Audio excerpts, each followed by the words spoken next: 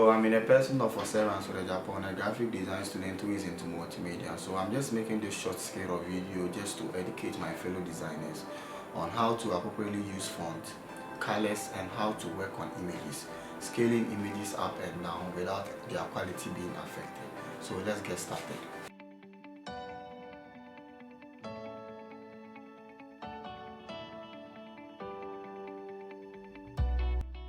So first of all, we would like to tackle on how to work on images, how designers would appropriately work on images without their quality being affected. So there are several ways to scale images without their quality being affected. And also we should make sure that we use images which have high resolutions or images which have quality. We should avoid using pixelated and blurry images in designs. So without wasting much time, let's just quickly demonstrate. So let's get into our Photoshop. Okay, so let's get started. So let's assume we are working on this particular document. So let's check the size of the document we are working on. So on our menu bar, we go on image, scroll down to image size, and then we check the size. So we have a width of 3 and a height of 2, all in inches. So 3 by 2 inches and a resolution of 72. So we check, let's take for instance, this is our imported image we want to use for a design on that particular document. So we do that also here. We check the size. So the width is 11.5 and the height is almost 14 point, let's say 4, all in inches with the same resolution as our document, which is 72. So looking at the width and height of this image, it looks so huge as compared to the 3 by 2 inches document we are working on.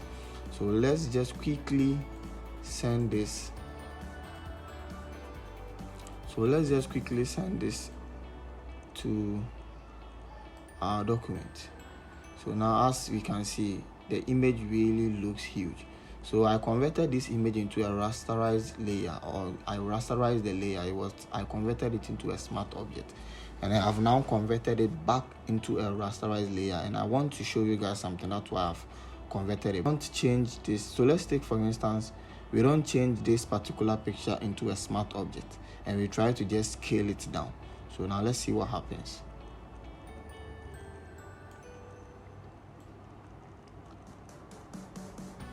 So we just scale the image down without making it a smart object.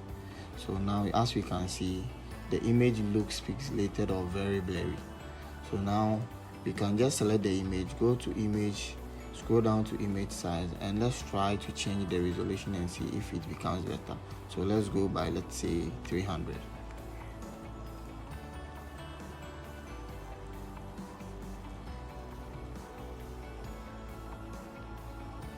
So as you can see, it still doesn't look better. So let's still make it 600.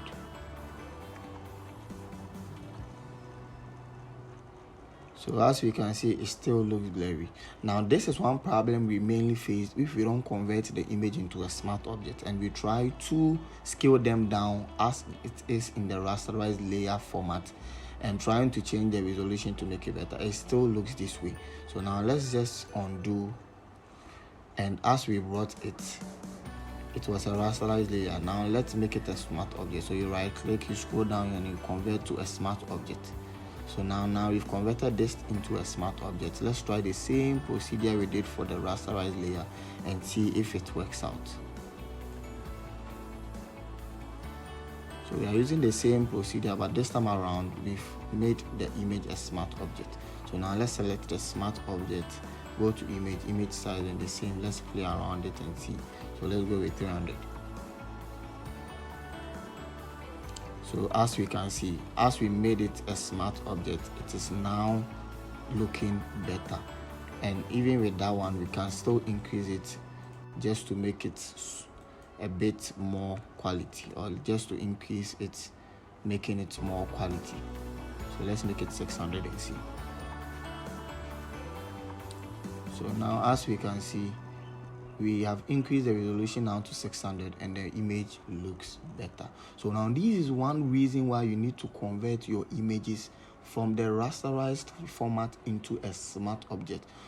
So another way we could also just do whatever we did is to try and scale the image here before sending it into our document. And let's just quickly do that. So as we can see, this image has not been converted into a smart object, and now we knew this document, the height for this document was in 2 inches. So we can now come back to our image and try to use our properties panel to change this image into that size of the document. So now let's input 2 here. So let's just input 2 here, and since it is linked to the width, it will automatically go with the width. So let's just press enter and see. So now as we can see, this is the size of the document. I mean, the height has been changed, and now our image looks blurry. And because it has not been converted into a smart object, even if you try to change the resolution to, let's say, 600, it will still look blurry without being quality. So now this is it. It still looks blurry, as I explained earlier on. So we need to always control. So let's undo this quickly, convert this into a smart object, and once it is being converted into a smart object, you can just scale it, and now as we can see, you can even see the measurement. So we can just see the 2 inches there, or we can still use the properties panel to do that. So as we can see, the height is just 2 inches. So as we can see, it still looks blurry, and now because it has now been converted into a smart object, we can just increase the resolution to, let's say, 600, and now the image size has been decreased, but then it still looks quality. It still looks quality, but now we have increased the resolution to 600. So what we are supposed to do is to change this document size also into the resolution of 600, so that the image will best fit into it, because once the resolution is being increased, the size automatically also changes. So now we've increased the resolution as well, so we can now just bring this image onto our document, and as we can see, it looks better.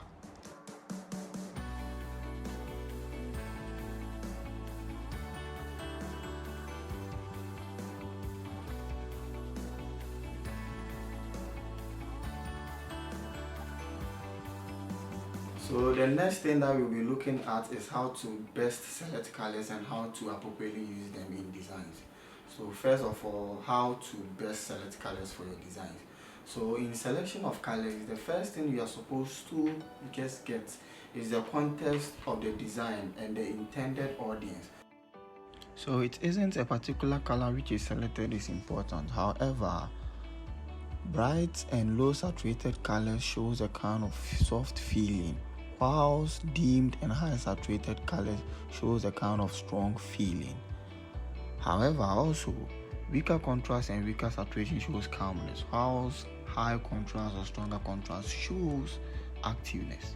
So for instance, you are making a design for a baby, so you could just go for a baby blue, or what we normally call the sea blue, or the tints of blue, because here that color signifies calmness, and babies are so calm. In the making of a design for an insurance company, one can go with this principle of using low saturated or weaker contrast colors to show a feeling of calmness, to communicate to audience that they should be calm, that they are in safe hands.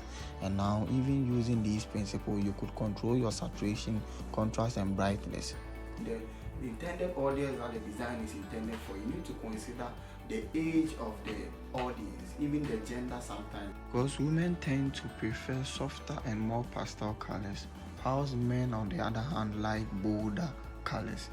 This may not apply to all though, but we are working based on majority. You need to consider in selection of colors is also color psychology. That is the emotions and mood that each color signifies. So we've already learned that in color theory, but this advanced video is to throw more light on whatever we already know. So for instance, we normally know that red signifies danger or a sign of war or something, but sometimes we need to reconsider the culture of the particular audience we are designing for.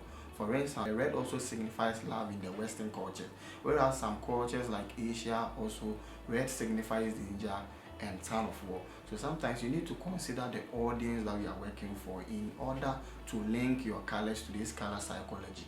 to know what each color signifies in making such designs for such audience. So that is also another factor to consider in your selection of color. Also, understanding color theory, how colors relate to each other, would also help you in selection of colors for your design. So sometimes using complementary colors on the color wheel, sometimes even tinting just one particular color and using it entirely in your design, that is monochromatic colors, can even make your designs very appealing. And sometimes using analogous colors would even also work out.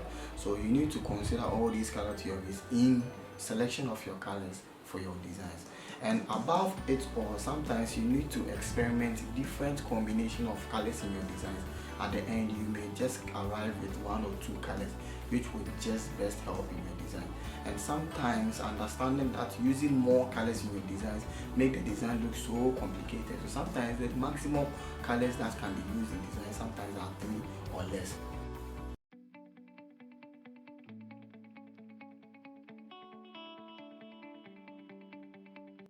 So the last thing we will tackle is how to best select fonts for your designs. So in the selection of fonts, you need to know the font that will be selected matching the kind of design that you are working on or you are going in for. So for instance, serif fonts are normally used for formal designs, whereas sans serifs are normally for modern or stylish designs. However, you can both combine serifs and sans serifs in making designs, even formal designs such as logo. So using both sans serifs and serifs creates that contrast, which blends together to make your designs appealing. You also need to use font hierarchy. Font hierarchy has to be resizing, creating contrast of font. Sometimes you need to bold in or scale up some kind of font just to create emphasis on some words. And also sometimes you need to decrease them, also just making your design look very appealing. Keeping within font families, which also helps create contrast in typography. So this is best to explain the use of font hierarchy, as I said earlier on. So let's take this design for instance. So this design has just one type of font created by just one user, which has different font family. So we have the bold, the semi-bold, regular, and so on and so forth. So using font family helps you to throw emphasis or create emphasis on some words by viewers by just increasing the size and using different font families just to create emphasis.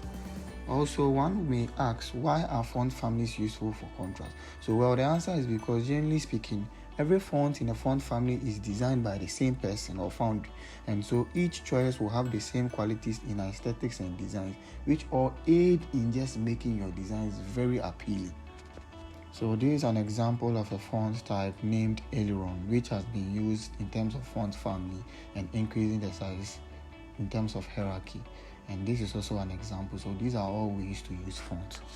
You need to also consider the type of font format that is used. So normally even Adobe Photoshop, for instance, accept good formats of fonts such as True Type format, Open Type format, and PostScript. So you need to also consider the format or the file format type of a particular font that is being used.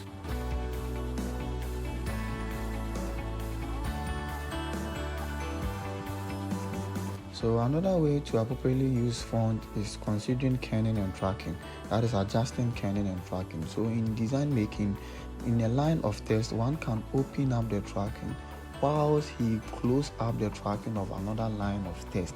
And in doing this, your main objective is to still ensure that your font or your typography is legible enough and can be read, especially when closing the tracking. One should make sure that it is still legible enough. So as we can see, this kerning and tracking looks very legible and design has been made appealed to the eye. Also, making sure you consider legibility of fonts or text that is being used in your design.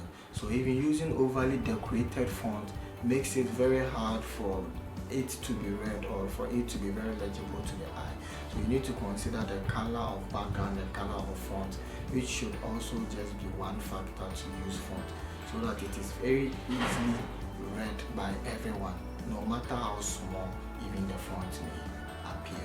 So Well, looking at this example, for instance, we could see it contrasts with the background very well and it is easily read, while this, on the other hand, causes an eye ache, which makes reading even difficult. These are all ways in using font.